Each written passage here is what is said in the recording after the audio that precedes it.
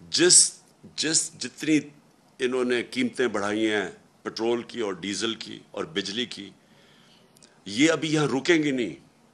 پہلے تو اتنی کبھی قیمتیں بڑھی نہیں ہیں.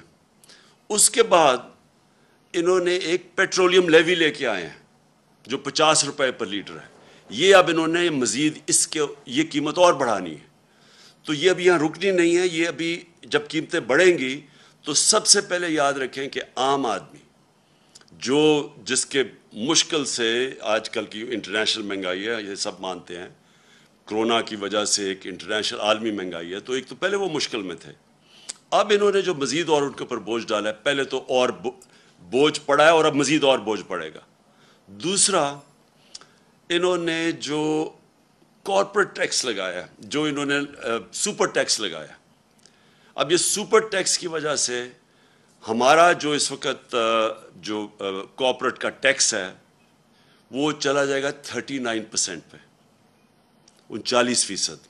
جبکہ ہندوستان اور بنگلہ دیش جو یاد رکھیں مقابلہ کرتے ہیں، ہم چیزیں جو بیچتے ہیں دنیا میں، ہمارے جو کمپیٹیٹرز ہیں جن سے ہم مقابلہ کرتے ہیں وہ ہندوستان اور بنگلہ دیش ہے، ان کے 25% ہے.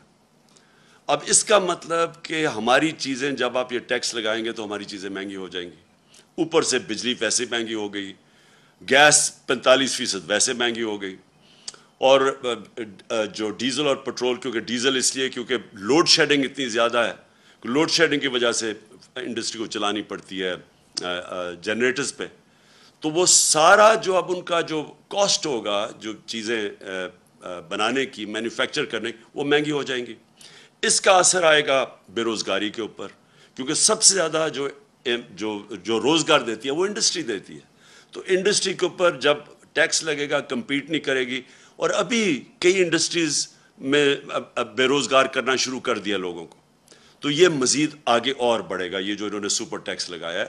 اور یہ آپ کے سامنے ہے اسٹاک مارکیٹ کے اوپر اس کا جو اثر گیا ہے، جو بزنس کمیونٹی پہ گیا ہے، اور اس کے علاوہ جو گیا ہے 15,000 روپے اس کی تنخواہ ہے اور ایک دم 3.25 ارب روپے اس کے بینک میں آ جاتا ہے. تو ساری دنیا کے اندر قانون کیا ہے کہ آپ کو پبلک آفس ہولڈر کو عمران خان کو بتانا پڑے گا کہ آپ کے بینک میں اتنے پیسے کدھر سے آ گئے. انہوں نے کیا کیا ہے، انہوں نے اس کو الٹا کر دیا. انہوں نے کہا کہ اب ان کو بتانا پڑے گا، یا نیب کو یا جو بھی ادارہ ہو اس کو بتانا پڑے گا کہ ان کے پاس پیسہ کدھر سے آیا. یعنی مجھے نہیں بتانا پڑے گا. یہ چینج کر دیا انہوں نے کہ اچھا جی اگر میرے بینک پہ پیسے آ بھی گئے زیادہ تو وہ مجھے نہیں بتانا پڑے گا، وہ ان کو ثابت کرنا پڑے گا کہ یہ غلط، یہ چوری کا پیسہ ہے. یہ وہ کام کر رہے ہیں جو کہ پہلی دفعہ پاکستان میں یہ قانون بدل رہے ہیں. یہ وہ کام کر رہے ہیں جس کو وائٹ کالر کرائم کہتے ہیں، اس کو پکڑنا ناممکن ہو جائے گا.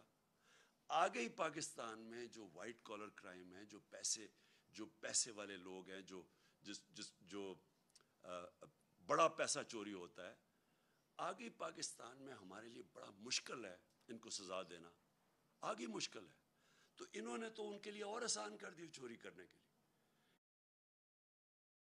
یہ آپ کے اوپر خوف بھی پھیلائیں گے میڈیا کے. میں تو آج سلام کرتا ہوں ان صحافیوں کو، میڈیا اینکرز کو، جن کے اوپر ایف آئی آرز کاٹی ہوئی ہیں، جن کو ٹیلی فون کر کے دھمکیاں دی جا رہی ہیں. میڈیا آنرز کو میں ان کو سلام کرتا ہوں، جو 2-3-4 میڈیا آنرز جو آج کھڑے ہوئے ہیں، اس کے باوجود کہ دھمکیاں ملتی ہیں، اس کے باوجود آج کھڑے ہیں اور حق اور سچ پہ کھڑے ہیں. میں آج اپنی ساری قوم کو کہنا چاہتا ہوں، آپ نے اس طرح کے لوگوں کے جتنے یہ آپ کو ڈرانے کی کوشش اور ظلم کرنے کی کوشش، اس سے نہ گھبرائیں. وقت آ گیا سٹینڈ لینے کا. میں آپ سب کو دعوت دیتا ہوں کہ اگلے ہفتے کی شام کو میں ایک بڑا پروٹیسٹ جلسہ کر رہا ہوں پریڈ گراؤنڈ میں، اور یہ ہوگا صرف پنڈی اور اسلام آباد سے میں لوگوں کو یہاں اکٹھا کر رہا ہوں. باقی پشاور میں اور پنڈی، لاہور میں، کراچی میں، ملتان میں، ہمارے جو بڑے بڑے شہر ہیں، ان سارے شہروں کے اندر، فیصل آباد میں خاص طور پہ، آج فیصل آباد میں جدھر مشکلوں کا سامنا کرنا پڑا ہے، میں ساروں کو کہہ رہا ہوں کہ آپ نے وہاں جلسے کرنے ہیں ہفتے کی رات کو، اور میں انشاءاللہ کروں گا پریڈ گراؤنڈ میں جلسہ.